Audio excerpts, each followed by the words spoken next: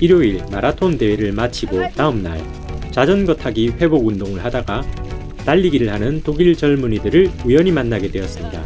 대화를 해보니 저희 동네 마라톤 2시간 9분 주자 시몬 보흐 선수의 육상팀 유소년 선수들이었습니다. 오늘은 독일 유소년 선수들이 달리는 모습과 함께 저의 마라톤 소감과 후기를 나눠보겠습니다. 달리기 2년차인 저는 지난 5월 하프 마라톤 도전에 이어 10월 풀코스 마라톤에 도전하기로 결심했습니다.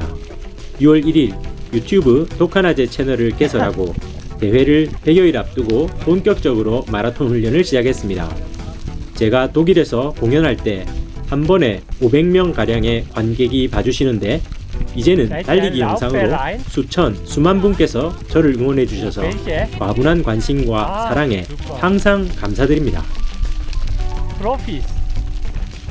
지난 여름 열심히 달렸고 충분히 기량을 쌓았음에도 불구하고 훈련 과정의 막바지에 이르러 몸의 피로가 상당히 느껴졌습니다.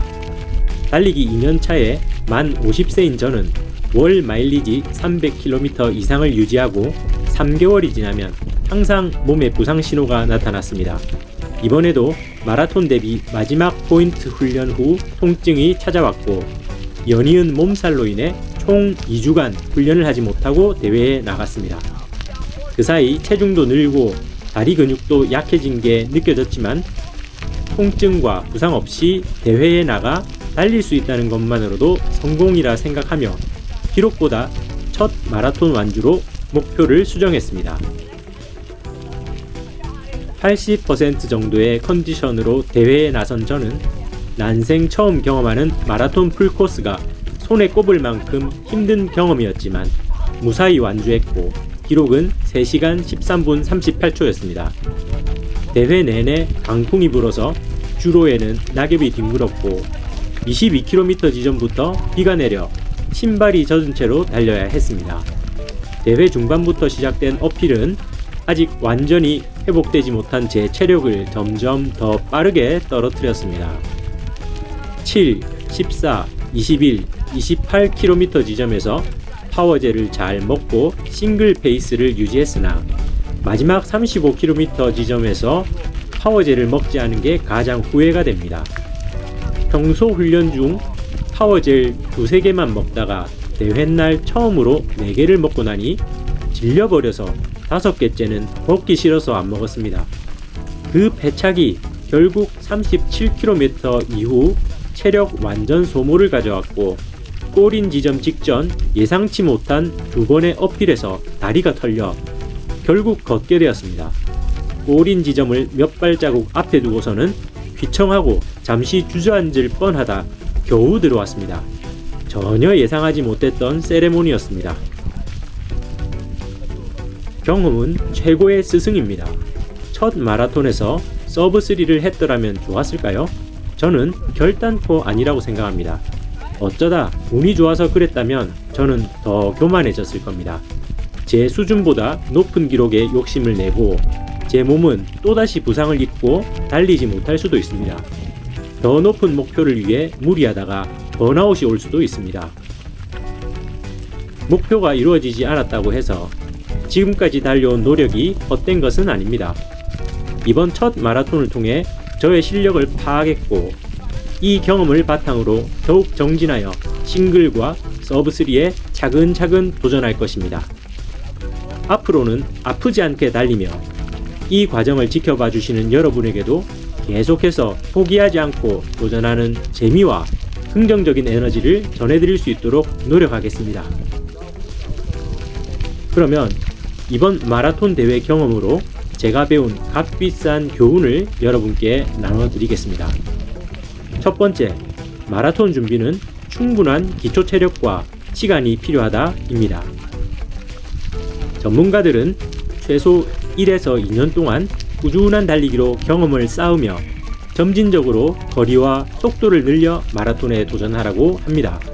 저 같은 경우 마라톤 경험도 전혀 없이 서브3 주자의 수준으로 3개월 이상 훈련한 것이 아직은 시기상조였던 것 같습니다.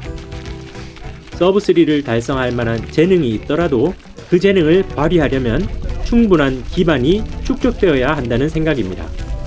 제 가민에 기록된 지난 2년간 총 달린 거리가 약 4,600km이고 2년간 월 평균 약 200km 주행거리가 충분하지 못했다 생각합니다.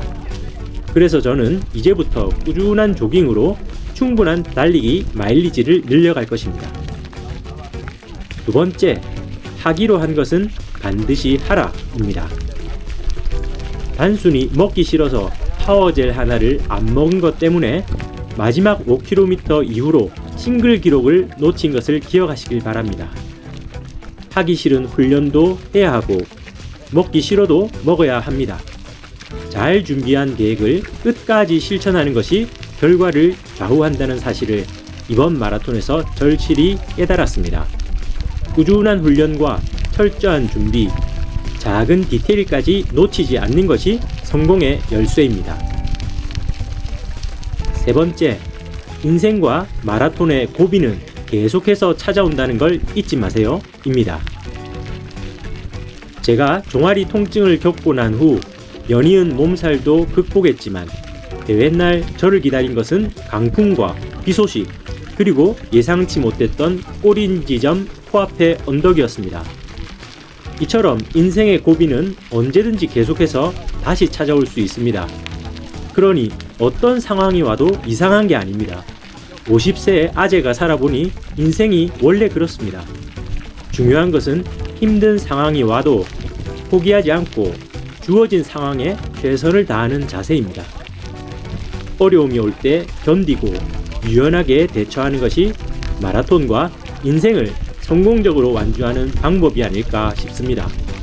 첫 마라톤에서 서브3를 목표로 했지만 그 도전은 아쉽게도 실패로 끝났습니다. 실패의 가장 큰 원인은 바로 경험의 부족이었습니다. 훈련 막바지에 이르렀을 때 이미 훈련 부하가 높아진 상태에서 고강도의 훈련을 밀어붙였던 경험이 없었기 때문에 결국 대회 직전 통증이 찾아왔고 2주 동안 훈련 공백이 생기게 되었습니다. 대회 중에도 역시 마라톤 대회 경험 부족이 발목을 잡았습니다. 35km 지점에서 파워젤을 먹지 않는 실수를 했고 그게 마지막 꼬린 지점에서 저의 체력을 완전히 소진시킨 게 결국 모든 것이 경험 부족이 원인이었습니다. 하지만 이번 소중한 첫 마라톤 경험을 통해 얻은 교훈 덕분에 다음번 마라톤에서는 더욱 철저히 준비해서 포기하지 않고 더 나은 기록에 도전하겠습니다. 실패는 끝이 아닌 더 큰 도약을 위한 배움의 기회라고 생각합니다. 계속 지켜봐 주시고 응원 부탁드리겠습니다. 저의 경험이 여러분께 도움이 되어 앞으로 이어지는 가을 마라톤에서 많은 성취와 기쁨을 누리시길 바랍니다. 구독 한번 눌러주시소.